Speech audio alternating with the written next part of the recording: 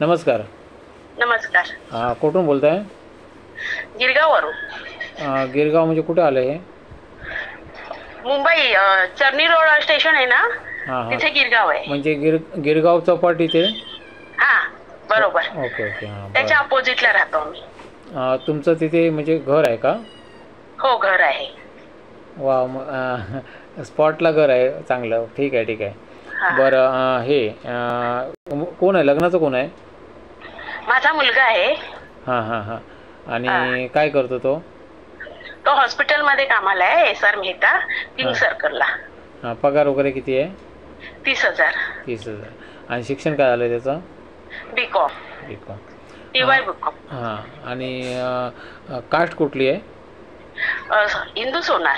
सोना म्हणजे देवेंद्र ब्राह्मण. हा, दैवज्ञ ब्राह्मण. बरं. आणि 1900 कितीमधला मुलगा आहे? 86 सालचा. 86. ठीक आहे ठीक आहे ठीक आहे. बरं, आता तुम्ही जे राहता, हे तुमचं स्वतःचं घर आहे? हा, हे स्वतःचं घर आहे. बरं. आणि तुम्हाला मुलं किती टोटल? मला मुलं 3 आहेत. माझ्या एका मुलीचं लग्न झालंय, धाकटे.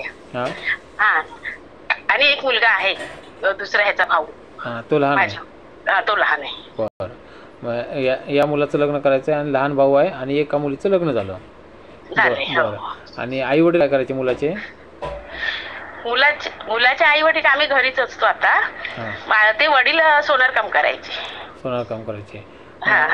Okay okay. बरं. आणि घर कसं आहे? घर डबल रूम आहे आणि 3 मजल्याची आमची बिल्डिंग आहे. आम्ही तळाला राहतो. हां. तुमची स्वतःची बिल्डिंग आहे? नाही, बिल्डिंग मालकाची आहे. हां. 3 मजल्याची आणि आम्ही तळाला राहतो. Okay okay. म्हणजे एक फ्लॅट तुमचा आहे त्याच्यामध्ये? हां हां हां. बरं. आणि तो किती, म्हणजे 1 BHK 2 BHK? डबल रूम आहे आणि बाकी घरात सगळं आहे. 2 BHK आहे? हां. बरं. आणि ठीक आहे, चालेल. अहो, तुम्ही स्पॉटला आहात त्याच्यामुळे कसं कळतं मला, कारण ते गिरगाव चौपाटी मला माहिती आहे थोडं असं. चांगल्या सिटीमध्ये राहता तुम्ही? हो, चर्नी रोड स्टेशन आम्हाला अगदी जवळ, म्हणजे आमच्या दारातून स्टेशनला 5 मिनिटावर आहे. बरोबर. हां. ठीक आहे ठीक आहे, चालेल. आणि 1986 ना मुलगा? हो. आणि शिक्षण काय म्हटलं? 10वी? नाही, B.Com. TY B.Com. TY B.Com. Okay. हां.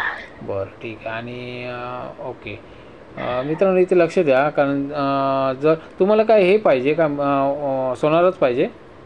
नाही, आम्हाला इतर जातीचीही चालेल. पण हे म्हणजे तुम्हाला माहिती आहे, आपल्याला म्हणजे जे हिंदू आहेत ना आपले, कळलं. मित्रांनो, इकडे लक्ष. बोला. आम्हाला मुलगी काय म्हणजे हे नोकरी असो नसो, गावचीही चालेल. आणि घटस्फोटीत असेल तर चालेल, असं काही नाही. घटस्फोटीत कशासाठी? नाही, असं नाही, म्हणजे आता कसं तुम्हाला माहिती हल्ली काय हे होतंय. नाही, असं काय, जागा बघतात, हे बघतात, ते अपेक्षा असतात. नाही, असं काही नाहीये. तुम्हाला मिळेल, कारण ऑलरेडी खूप लोक बघत आहेत मला, आणि भरपूर मुली लग्नाच्या असतात, प्रचंड मुली बघतायत. कारण माझा रिपोर्ट खूप चांगला आहे, म्हणजे लोक सांगतात ना, खूप छान सांगतात मला. तर आणि बरेच बायोडा उडवून पण टाकतो मी, काढून टाकतो बायोडा मी बऱ्यापैकी. तर त्याच्यामुळे ते टेन्शन घेऊ नका, तुम्हाला स्थळं मिळून जातील बऱ्यापैकी. पण कसं माहिती आहे, बघा, तो केव्हा थोडं कोणाला लेट होतं, कोणाला लवकर भेटतं, तो भाग वेगळा आहे, समजलं? मित्रांनो, इकडे लक्ष द्या. हा मुलगा सोनार समाजाचा आहे आणि त्याला असं काही नाही, त्याला काही समाजाची स्थळं चालतील, कारण तो देवेंद्र ब्राह्मण आहे. त्याच्यामुळे कसं त्या अनुषंगे जी काय स्थळं असतील, वाणी म्हणा किंवा मराठा म्हणा किंवा ब्राह्मण म्हणा, बामण म्हणा, किंवा असे लेवलची जी स्थळं आहेत, ती त्यांना चालू शकतात. तर ते एक गिरगाव चौपाटी म्हटल्यानंतर मुंबईमध्ये तुम्हाला माहिती आहे की तिथे काय पोझिशन असेल त्यांची. गिरगाव चौपाटीमध्ये त्यांचं 2 BHK रूम आहे आणि वडील सोनारकाम करायचे. मुलगा 86 मधला आहे, B.Com झालेला आहे. तो आता हॉस्पिटलमध्ये कामाला आहे. 30,000 त्याला पगार आहे आणि मुलाची आई बोलते आता ही. तर त्याच्यामुळे कसं, जी मुलगी इथे जाणार ती सुखात नक्कीच राहणार, एवढं नक्की समजतं आहे. पण मुलीने आपली स्वतःची डिटेल जी काय आहे ती सगळी सांगायची आहे त्यांना. डायरेक्ट वराचा जो संपर्क आहे म्हणजे नवरा मुलाच्या आईचा संपर्क असं जिथे लिहिलं आहे तिथे तुम्हाला कॉल करून त्यांच्याशी बोलायचं आहे तुम्हाला आणि त्यांच्याशी संवाद साधून तुम्ही एकमेकांची खात्री करून लग्न करायचं आहे. आणि मित्रांनो, मी डायरेक्टली नंबर शेअर करतो आहे. मला काही अडचणी पण येत आहेत, म्हणजे बरेच मॅट्रिमोनीवाले खूप चुकीचे कमेंट करत आहेत. म्हणजे इथे पब्लिकमध्ये ह्याच्यामध्ये नाही करत आहेत की पर्सनल मला कमेंट येत आहेत त्यांचे की म्हणजे मी काम बंद करावं म्हणून घाबरवत आहेत मला. तर मी सर्वांना सांगतो, मी ॲथोराईजसुद्धा आहे, लिगली ॲथोराईज आहे. मला काही फरक नाही पडत, कोणी किती हे केलं तरी मला काही टेन्शन नाही. पण मी हा यूट्यूब चॅनल जो आहे तो माझा पर्सनल आहे, समजलं ना. मला ते आता सोशल मला काम करायचं नाही, मी पर्सनल काम करतो आहे.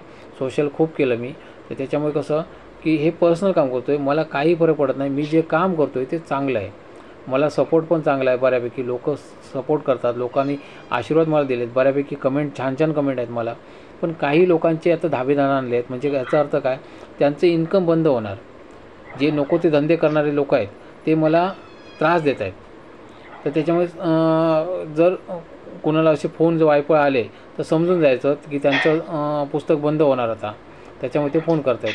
पण तरीसुद्धा त्यांच्याशी तुम्ही बोलू शकता, असं काही विषय नाही. मी काही कुठे कोणाला असं हे म्हणत नाही. पण विषय कसे आहेत की हे लोक आता मला बऱ्यापैकी त्रास देऊ लागलेत, तर मला काही फरक पडत नाही. मी माझं काम थांबवणार नाही आहे, हे लक्षात घ्या सगळ्यांनी. आणि मित्रांनो, मी डायरेक्टली नंबर शेअर करतो आहे म्हटल्यानंतर की इथे कुठलाही धोका नाही आहे.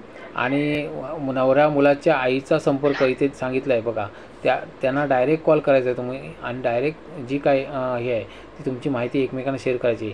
मी कोणाचे फोटो दाखवून पैसे कमवत नाही, कोणाला लुबाडत नाही आहे.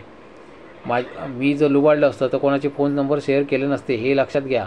आणि मित्रांनो, जास्तीत जास्त शेअर करण्याचा प्रयत्न करा, कारण जेवढे माझे विरोधक तेवढा माझा फायदा होणार आहे, तेवढं मला सपोर्ट भेटणार आहे तुमच्याकडून, हे लक्षात घ्या तुम्ही. आणि तरच फॉरवर्ड केला तुम्ही तर लोकांची सगळ्यांची कामं मला करायची आहे. माझं टार्गेट आहे 2 महिन्यात लग्न जुळलंच पाहिजे, हा माझा टार्गेट आहे. केव्हा तरी अपवादात्मक केव्हा वेळ लागू शकतो, हे मला पण कळतं आहे. पण शक्यतो मी 2 महिन्याचं टार्गेट देतो आहे सगळ्यांना की 2 महिन्यात लग्न जुळलंच पाहिजे, हा माझा विषय आहे. तर मित्रांनो, तुमच्या सपोर्टशिवाय मी काहीच करू शकत नाही. सर्वांनी सपोर्ट करा, कारण आजकाल जे धंदे चालले आहेत नको त्या ठिकाणी, म्हणजे अनाथ आश्रम